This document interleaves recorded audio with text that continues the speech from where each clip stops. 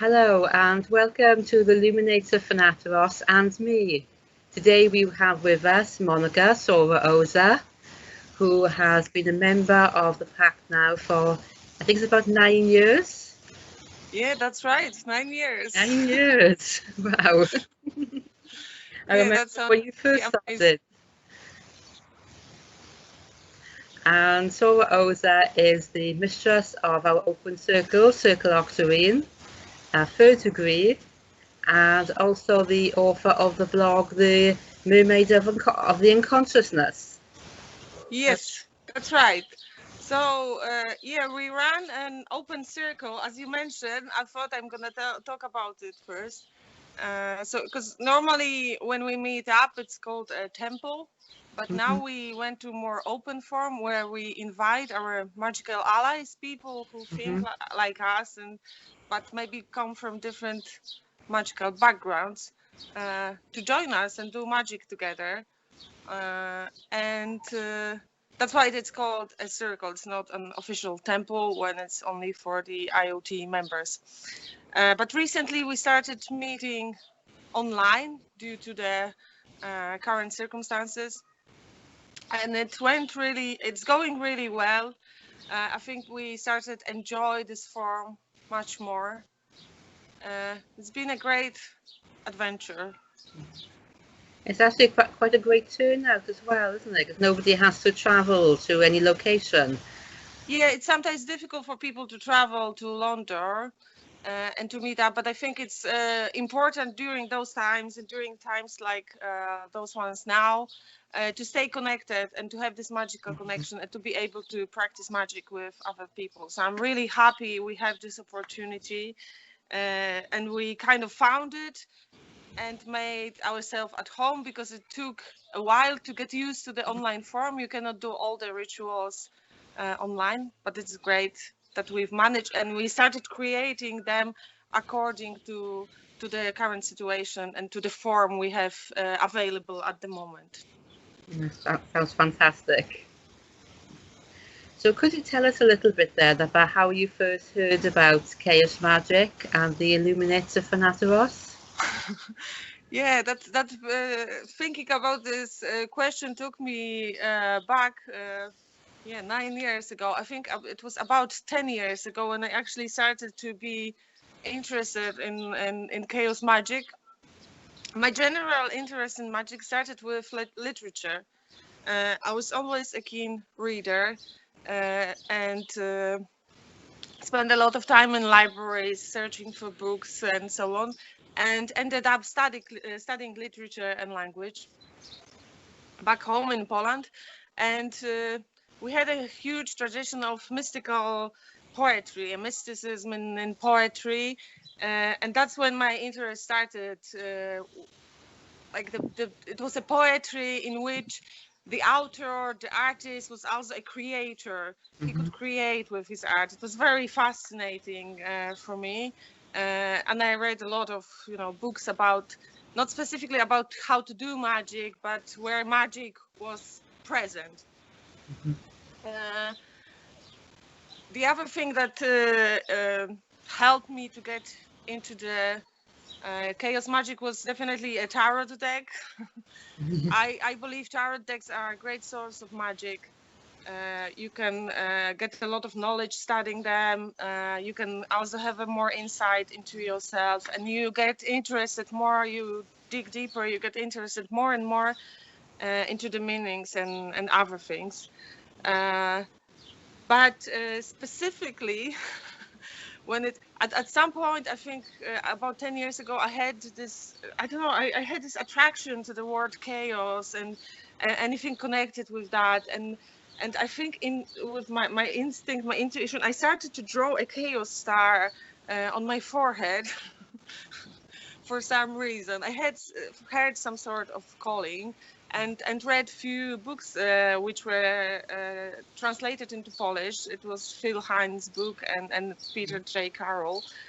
So they were, I think, about only in the early 2000s.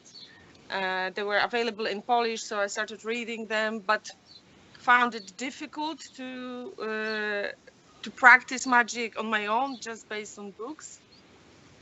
So I started to search for magical group to connect with. And I think I didn't know of the existence of the IoT at that point. I had my try to join the OTO, but my application wasn't replied at some point. Maybe it was just, it should be like that. But I started practice a bit of magic with two of my friends. We had this little thing, organization called the Cosmic Consciousness Center, and we were running a blog. And at some point, I was interviewing our local shaman, with whom I also practiced shamanic journeys. And when I went to interview him, he had on the table, there was Peter Carroll's book about chaos magic, and I asked him if he knows any local groups of chaos magicians. And he said, no, you don't go local, you go straight to the IoT, you just write your application. He I think he went through the process himself, but he explained me how the process looked like, and that's when I sent my letter. It was probably full of spelling mistakes. But yeah, that's how it all started. Oh. And since then, it was, I must say, it was one of the greatest adventures of my life. That was all going back about 9 years ago. So what is it about the IoT that made you want to make a 9-year commitment to the organization? So for me, it's very important to practice magic with people. I can practice on my own, but it's very boring. It's not the same. And I'm always, I grew up on the, you know, kind of DIY punk scene, where it was a lot for people to, it was important for people to cooperate, to build a new reality together, and to share ideas, to do creative things. And for me, it's important to have such a community. And as I said, meeting people, meeting the IoT, meeting other chaos magicians was the greatest adventure of my life. I learned so much. When I first saw how people do rituals, I was able to imagine how I would do it. I couldn't imagine that just from the books. And it's a great, it's also, for me, it's a family as well. It's my tribe. There is this heart connection as well. When you practice magic with people, you get connected on such a different level. And for me, it's terribly important. So, and we have some great meetings, you know, it's great to meet with people for the weekend and do magic together. And yeah, it's just my favorite way of spending time with people. And I must say, for me, it's very attractive also that the IoT is the international organization. So we have sections in Germany, Austria, USA, Brazil. I think that's it. But you are also able to travel to different countries and see how people do magic there. It's just amazing. I think I went on this wave of memories and kind of feel a bit high at the moment. I really enjoy the international that's the important meetings. aspects. Yes, I really enjoy the international meetings. I think they're fantastic to do magic with people from different parts of the globe. Yes, everyone brings different flavor. And for me, it's also important that in chaos magic, there is no dogma. People bring rituals. You can either take part in them, or if you don't feel like you don't have to, there is no pressure. But you're able to also experience other people's point of views. Because when you meet with a group of people where everyone thinks the same, it becomes kind of boring, you know? And you can get stuck in some, you know, weird ideology. I like to keep my mind open and explore new things and know what other people have to say. And I do find your own approach to be extremely creative. I've really enjoyed the rituals that you've done. Yeah. Yeah, that's true. And I think for me it was also very important that people who so when you first bring your ritual, people are also open to whatever you bring, and people know, because they went through the same process, that sometimes you can make mistakes, right?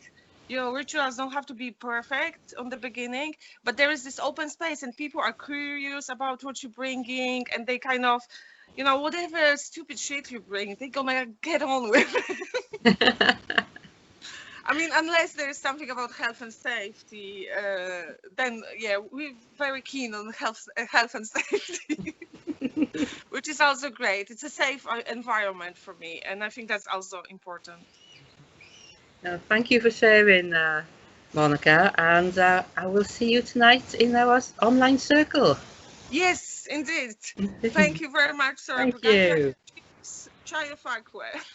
Fakwe.